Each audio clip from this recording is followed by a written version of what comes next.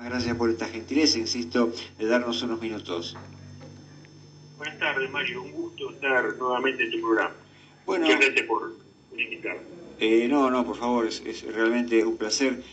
Contanos cómo ves las cosas vos en base a esa fecha no tan importante para todos y bueno, ¿cuál es tu observación, profe? Sí, tan importante y tan cuestionada, ¿no es cierto? Exactamente, sí, tenés razón. El Día de la Raza comienza siendo instituido por el gobierno de Hipólito Yrigoyen, allá por el año 1917. ¿Y qué decía este decreto? Que el descubrimiento de América es el acontecimiento de mayor trascendencia que haya realizado la humanidad a través de los tiempos. Así comenzaba el decreto, ¿no es cierto? Bueno, esto venía de la mano de un gobierno democrático, donde se estaba afianzando la democracia a principios del siglo XX. Luego fue cambiado en el 2000, ¿no? Por un decreto que decía y hablaba de la diversidad cultural y del respeto a la diversidad cultural. A mi criterio, una interpretación errónea. Porque ya no se hablaba de raza, porque se entendía que este concepto es un concepto biologicista, sin comprender que la categoría raza en Hispanoamérica es profundamente cultural y espiritual. Refiere a este gran proceso de mestizaje que se produce durante 500 años y del cual poco se habla, ¿cierto? Bueno, este decreto en sus primeros párrafos habla del encuentro de dos mundos y habla también de promover la reflexión histórica y el diálogo intercultural. Eso me parece bárbaro, ¿no? Acerca de los derechos de los pueblos originarios. Y comienza esta idea de que hay pueblos que son originarios y otros que no lo son. Y a esto hay que explicarlo. ¿Por qué hacen esta diferenciación, esta dicotomía entre los que son y los que no son? Los que son originarios y los que no son originarios. Esta es la cuña de una grieta más, ¿cierto? Porque primero hay que explicar a qué intereses responden estas interpretaciones. Una interpretación de este tipo es inocente. Entonces, en un mundo que va hacia un nuevo orden mundial, donde la contradicción fundamental es globalización versus Estado-nación, los globalistas, a través del progresismo, necesitan debilitar a los Estados nacionales. Y los debilitan justamente incentivando las contradicciones internas y atacando los principios unificadores de la sociedad. ¿Y cuáles son esos principios unificadores? Bueno, el idioma castellano y la religión católica. Son las dos cosas que nos llegó España. Con el idioma castellano nos podemos comunicar desde México a Tierra del Fuego en una misma lengua y compartir además una misma creencia. Esa es la importancia que tienen estos dos principios, la unificación, la unidad de la patria grande, como pensaba San Martín, como pensaba Güell, Belgrano. Entonces, vamos a suponer que todo lo que vino de España fue malo, ¿cierto? Que solo trajo miseria, segregación, racismo, genocidio, etcétera, explotación. Bueno, pero nos dejó dos cosas importantes: la unidad en el idioma y en las creencias. Son los dos elementos fundamentales que vos necesitas para unificar a una nación. Porque el proceso globalizador, vos le tenés que oponer una unidad política amplia, lo que algunos llamaron la patria grande, ¿cierto? Y por eso se lo ataca, porque es el principio unificador, reconocido por todo revolucionario, desde Trotsky, exiliado en México, pasando por Fidel Castro en Cuba, por Sandino en Nicaragua, por Perón y Eva Perón en Argentina. Todos se dieron cuenta de que para luchar contra el imperialismo se necesitaba de la unidad. Y para atacar estos principios unificadores es necesario crear la idea de que todo lo que vino de España fue malo. Y si la religión católica y el idioma castellano vinieron de España, entonces tiene que ser malo. Y además introducen la idea de los pueblos originarios. Y en Hispanoamérica no hay pueblos originarios. Todos somos extranjeros. Algunos llegaron recientemente y otros llegaron hace 15.000 años por el estrecho de Bering. Pero todos hemos venido de afuera. nos hemos hecho americanos. Por lo tanto, podemos hablar de pueblos preexistentes al descubrimiento de América, o pueblos preexistentes a los Estados-nación, eso es cierto, pero son preexistentes, no son originales. Ahora, podemos encontrar una coincidencia en la utilización de la categoría pueblo original. Para nosotros, el único pueblo originario en América es el pueblo mestizo. Nosotros somos todos mestizos. Es una categoría mucho más inclusiva, porque el mestizo lleva al indígena en su sangre, pero también lleva al europeo en su sangre, y también lleva al afro en su sangre. Hay mayor inclusión que esa, ¿cierto? Entonces, nosotros no vamos a hablar de multiculturalidad, sino que vamos a hablar de interculturalidad. La multiculturalidad es la coexistencia de diversas culturas en una misma sociedad. Esto es, por ejemplo, Bolivia. Claro, sí, sí. Es un estado plurinacional, es decir, coexisten 36 naciones. Todas ellas se reconocen indígenas. Y el mestizo no es reconocido, es nadie. Se tiene que reconocer dentro de una de esas 36 naciones, es segregado. Esto que se hizo en Bolivia y que se quiere hacer en todas partes de Sudamérica fue criticado por Andrés Solís Rada. ¿Quién fue Andrés Solís Rada? Un indígena boliviano, ex ministro de hidrocarburos de Bolivia. Fue el que firmó el decreto de nacionalización de los hidrocarburos. Un hombre de izquierda. Autor de un ensayo que recomiendo leer, que se llama Pugna de modelos civilizatorios, indigenismo o estados continentales, donde hace una fuerte crítica al indigenismo extremo, siendo él un indígena revolucionario, ¿cierto? Sí, sí, sí. Dice que lo que se busca desde posiciones indigenistas extremas es fragmentar a los Estados-nación. Lo está diciendo un indígena, ministro de Evo Morales.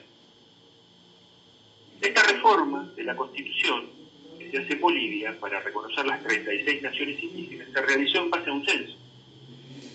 Y acá vamos a ver la contradicción de estas ideas.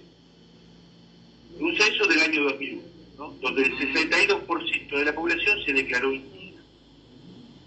Por lo tanto, con ese número era lícito remover los cimientos institucionales del país y crear un Estado plurinacional. Pero ¿qué sucedió? Resulta que en el censo 2012, los resultados dieron que el 60% de la población se siente indígena. Por lo tanto, no se encontraba contemplada dentro de la Constitución del 2009. ¿No? Se entiende la contradicción. En el 2009 se declara una Constitución indígena y 3 años después el 60% de la población dice estar mestiza. ¿Qué fue lo que se desconoció acá?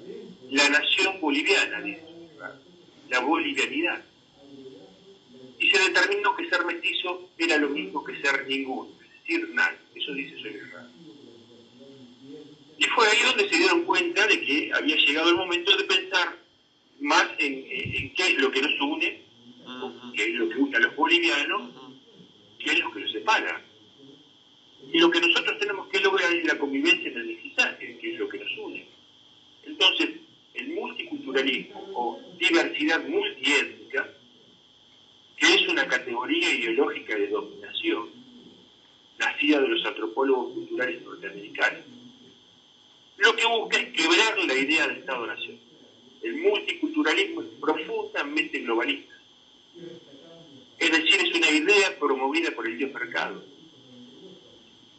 Y nosotros proponemos hablar de interculturalismo, como dice el filósofo cubano Fornet de Betancourt.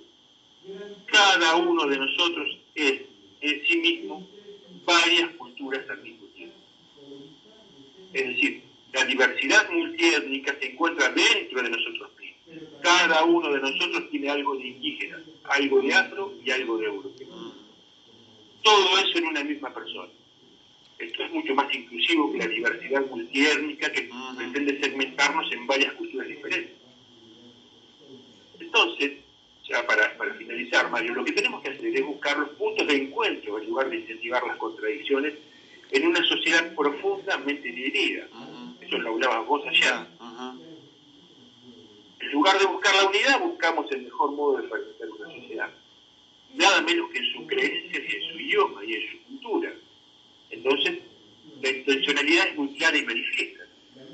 Y voy a citar a algunos verdaderos revolucionarios que veían este problema y rescataban la hispanidad. Por ejemplo, en el año 1992, cuando se cumplían los 500 años de la conquista de América, Fidel Castro dice, estamos hablando de Fidel, grandiosa fue la hazaña de Colón, dice Fidel, e intrépidos los que fueron capaces de conquistar y colonizar decenas de millones de kilómetros cuadrados de territorio.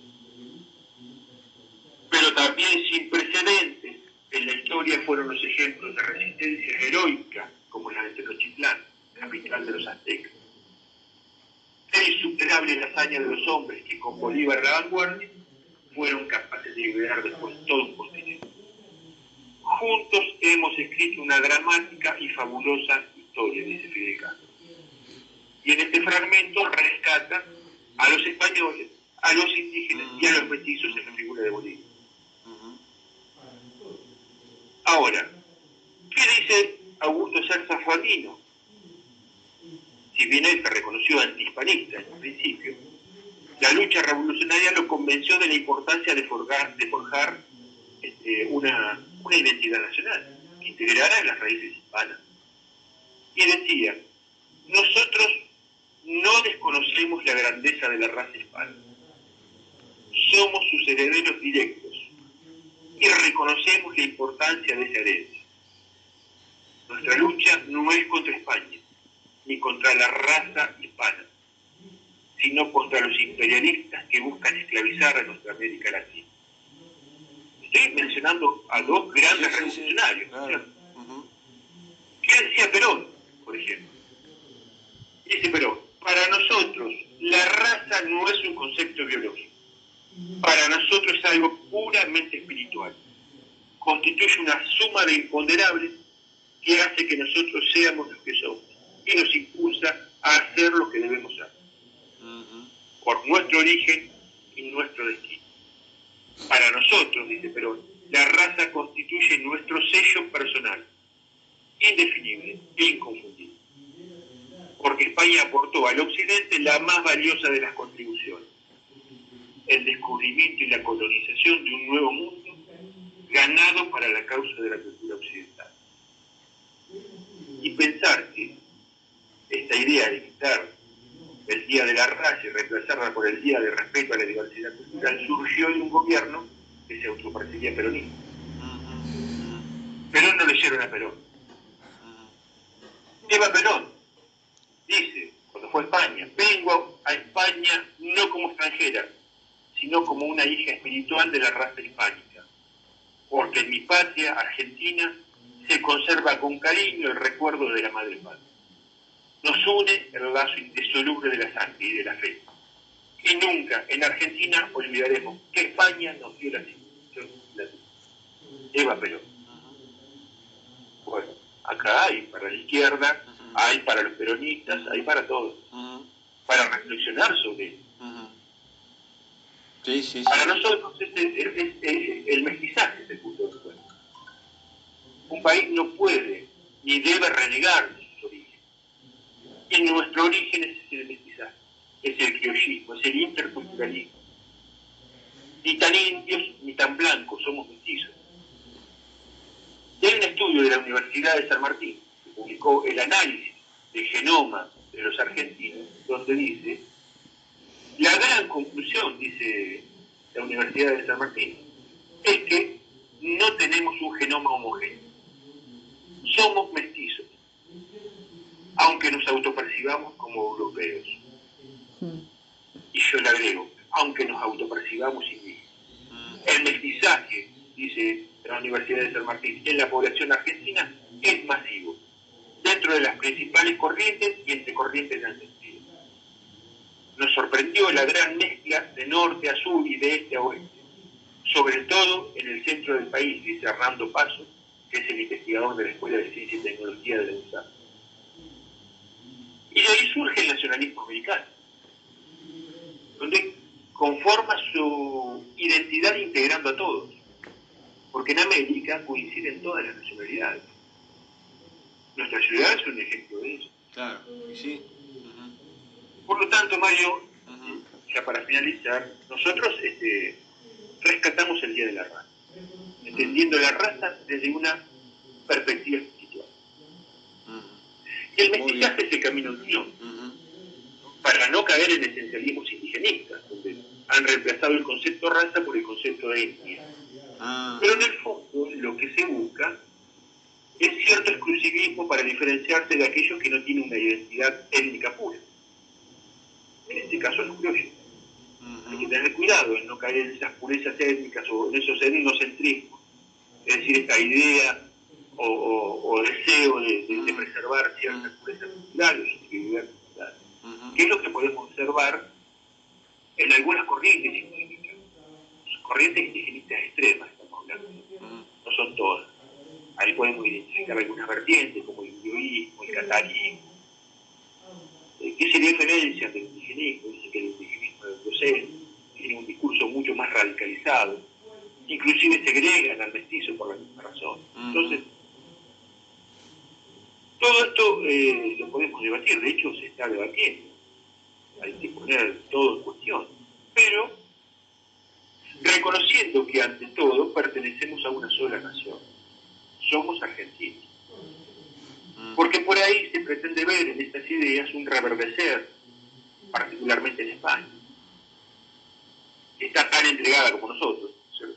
España está tan entregada como nosotros, donde hay manifestaciones separatistas con los mismos argumentos, el separatismo vasco, sí. Todos abrevan en estas ideas, precarizar los Estados-nación, ¿no? A través de la globalización, con su brazo político, el progresismo. El progresismo es uno de los brazos políticos, el otro es el neoliberalismo. La globalización trabaja con dos riendas, con la izquierda a través del progresismo, con la derecha a través del neoliberalismo.